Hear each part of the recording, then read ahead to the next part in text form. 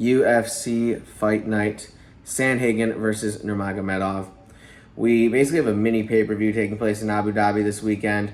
Really solid card from top to bottom. Let's go ahead and break down these fights. You know the drill. Starting with Sedriques Dumas versus Denis Tiuliulin in the middleweight division. Tiuliulin is a guy who I just think does not have the offensive tools to really be effective at this point in his career. He never really is hurting his opponents, and in the middleweight division when other guys just hit so hard, I see that being a big issue. Dumas has had his ups and downs, obviously. I think people had high expectations for him, but that he hasn't quite lived up to, but he's young, he's got time. I think this is a good fight for him to sort of showcase the type of fighter that he one day can become. His athleticism is just going to carry him through this. I think he finds a KO early here on Denis Tiuliulin. Yahya Herbert versus Rolando Bedoya is up next in the lightweight division.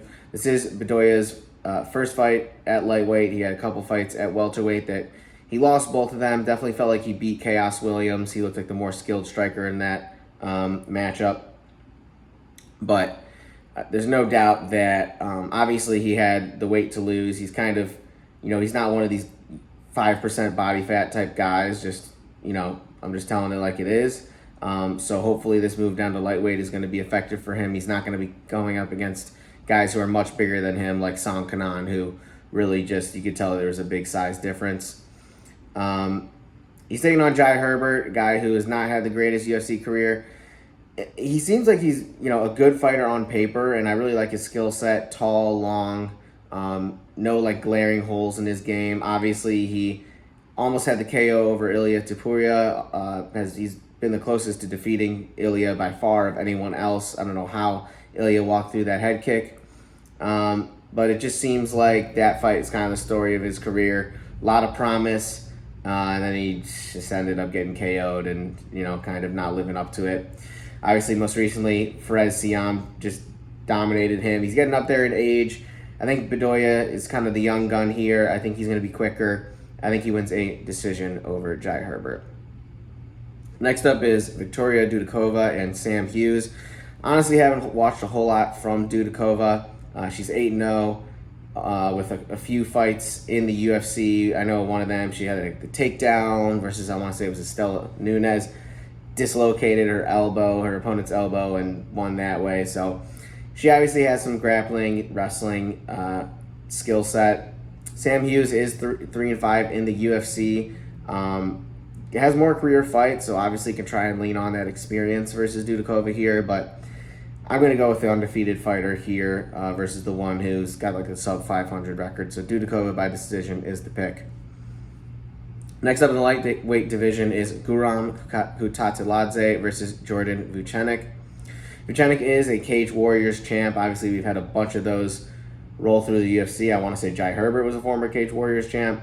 But he definitely has showed a lot of promise. Striking leaves a lot to be desired. I don't think he has the most skilled striking skill set. I've seen some matchups where he looks pretty comfortable on the feet, and then others where it's really sketchy and he looks kind of afraid to throw a punch. But he definitely focuses on the grappling, where he is very proficient. Guram is going to be a tough matchup, especially being a really strong grappler in his own right. But in that Elves Brener fight, we saw him get taken down.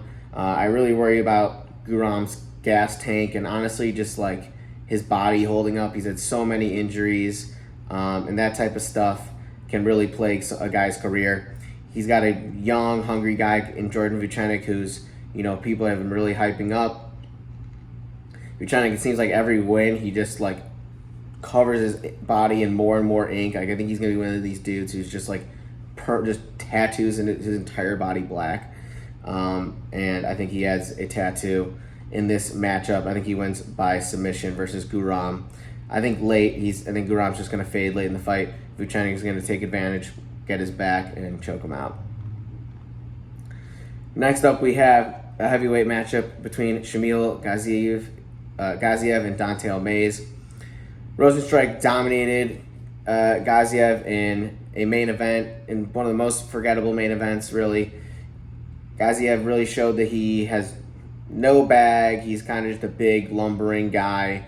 Has some power, but against someone with really any striking proficiency whatsoever, like Rosenstrike, he got absolutely dominated. Donzel Mays is basically a career 500 UFC fighter.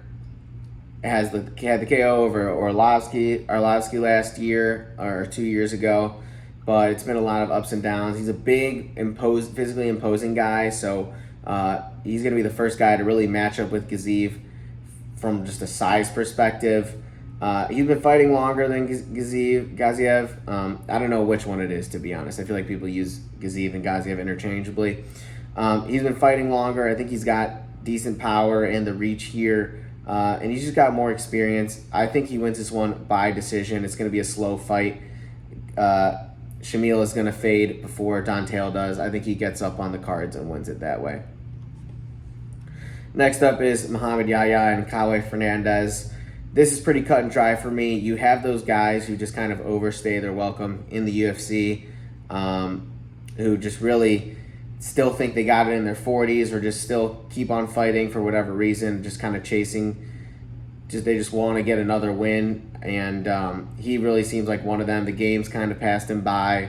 I just don't think physically he has what it takes against some of these younger, more athletic guys. Obviously, he comes in with that jiu-jitsu approach, which if there's any sort of style that's going to benefit someone who's just not as physically athletic as their opponent, it's going to be a jiu-jitsu approach, but I don't see him being able to put much together versus Kauê Fernandes, who's going to be far more explosive. If they mess around on the feet at all, I think Yahya's just going to get KO'd. He got KO'd in his last, I think, couple fights here. Kauê by KO is going to be the pick. Last fight on the prelims is Alonzo Menifield taking on Azamat Murzakanov. Menifield went with the all-out sprint, throw caution to the wind approach in his Carlos Ulberg fight, and he paid the price. Ulberg, you could tell, was just, in those flurries that they got in, I think some people tend to think that, whoever lands first, whoever gets lucky, but you could just tell Ulberg was so much crisper in that exchange.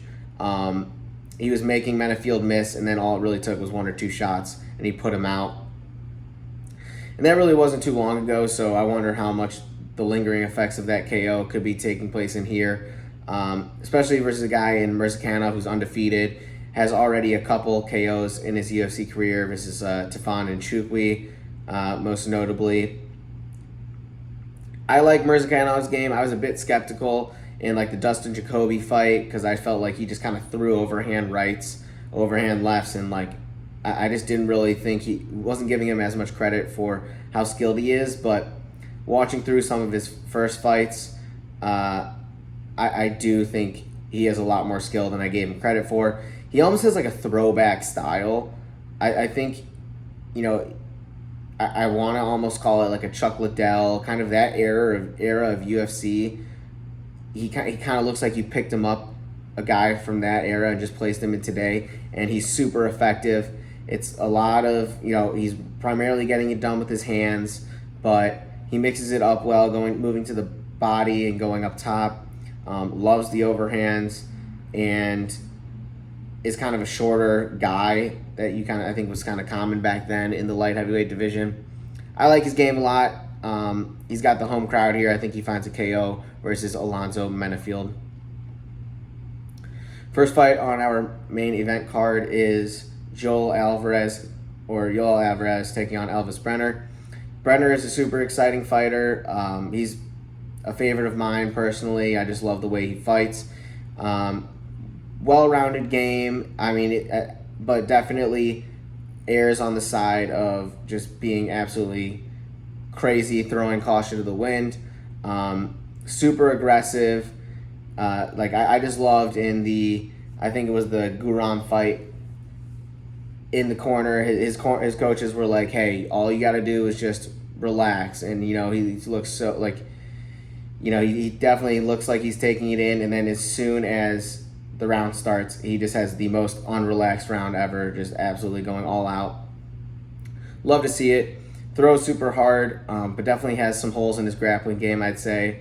Miktabek Orelbach took advantage in their fight, and you saw his takedown defense kind of get exposed. Álvarez is not the wrestler that Orelbach is, but I think he's more of a submission specialist, and if this gets to the ground, Brener could definitely be in trouble. Álvarez is super long. He can just kind of wrap guys up in weird positions.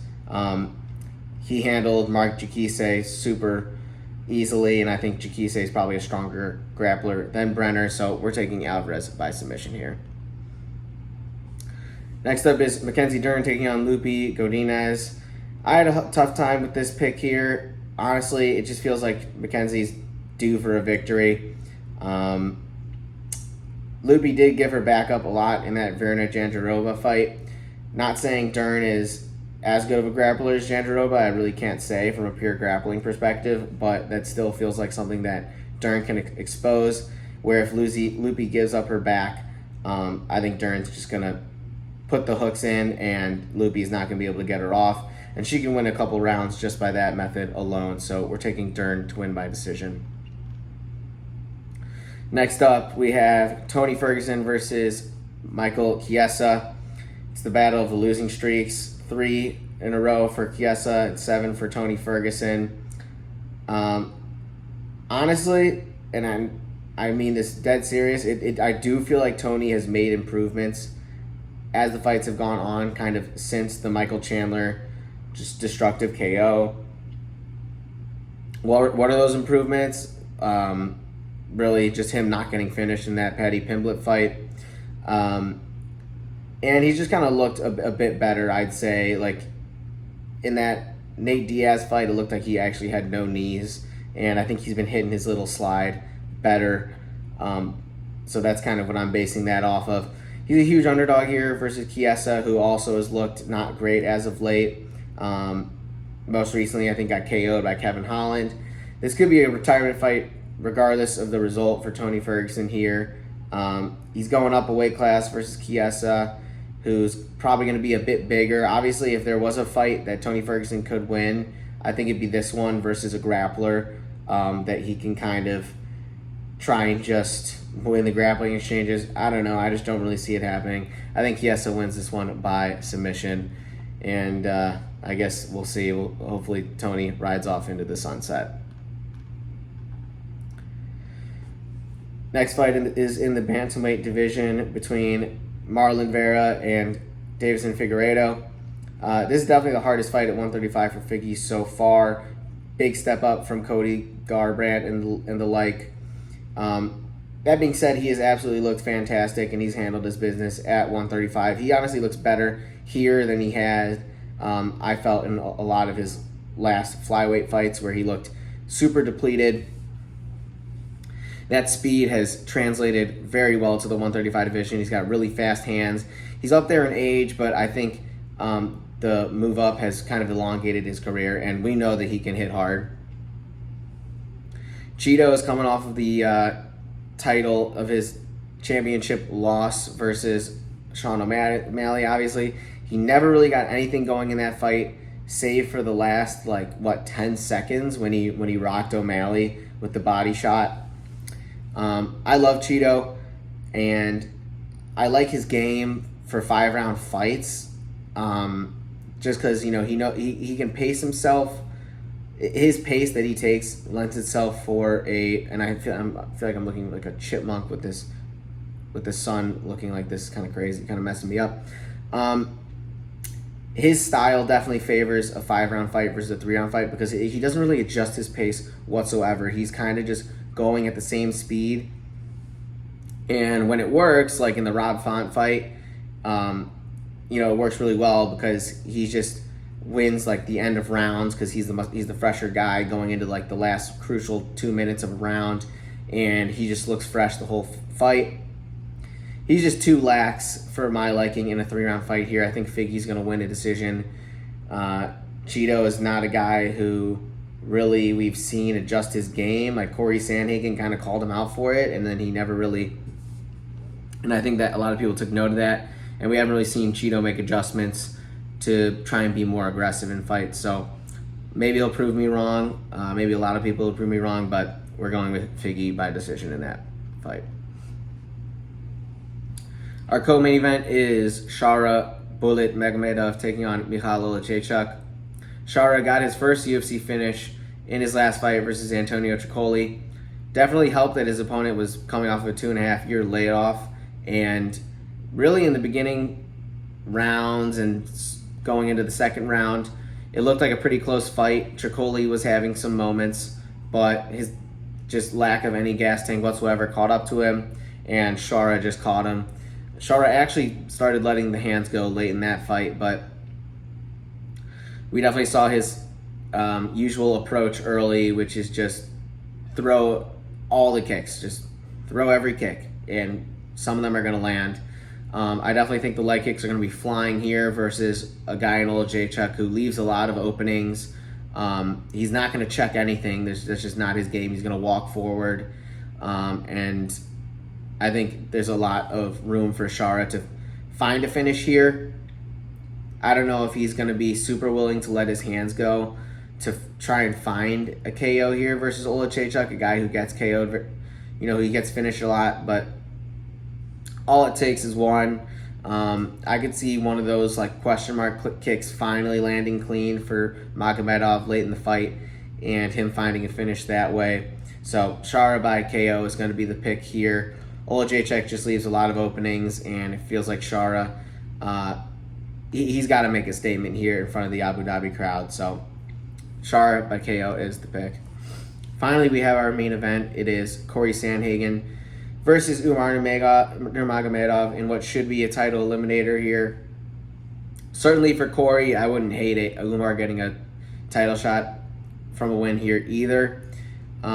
Corey's so well-rounded. And I don't know where he got this reputation of being like not an exciting fighter. I think his highlight reel at 135, you can put it up against anybody in the division right now. He's done it so many different ways. He's got a spinning heel kick win. He's got a flying knee. The guy has had some spectacular knockouts, so I don't really subscribe to that opinion of him not being an entertaining fighter. He does it all. He's got really good striking. He's tall, lanky. That gives guys a lot of issues. Obviously, has struggled versus like the upper echelon of the division in previous title eliminators. Like he had the fight versus Piotr Jan. He had the TJ Dillashaw fight, which it definitely felt like he should have won, but TJ won the split decision. The guy is really good everywhere, and he is good wrestling in his own right. Obviously, he's taking on Nurmagomedov, and I don't think his defensive grappling has been tested like it's going to be tested here. Umar is super aggressive with the takedowns. I think his striking is pretty advanced too. He's got really good kicks, and he's not really like a Khabib where it's just attack the legs. He'll telegraph a takedown, but it doesn't matter. Because he's just that much better at wrestling. He more mixes the wrestling in with his striking a bit better, I'd say. And really, the Nurmagomedov clan just does not lose. That's kind of what this is coming down to for me. He's gonna have the home crowd here. I think if he takes down Corey, I think he'll be able to hold him down. Most importantly, that's really what they do best. He's coming off of a super impressive win versus a undefeated Kazakh fighter who it seems like no one else really wanted to fight him, so Corey is giving him the shot here. But like I said, we're going based off of the last name here. I think he wins a decision. The wrestling is just going to be overwhelming for Corey. If anyone can do it, it does feel like Corey has a shot here, but we're going based off of legacy and the wrestling ability of Umar. So that is the pick, Umar by decision. Should be a great card, and we will catch you on the next one.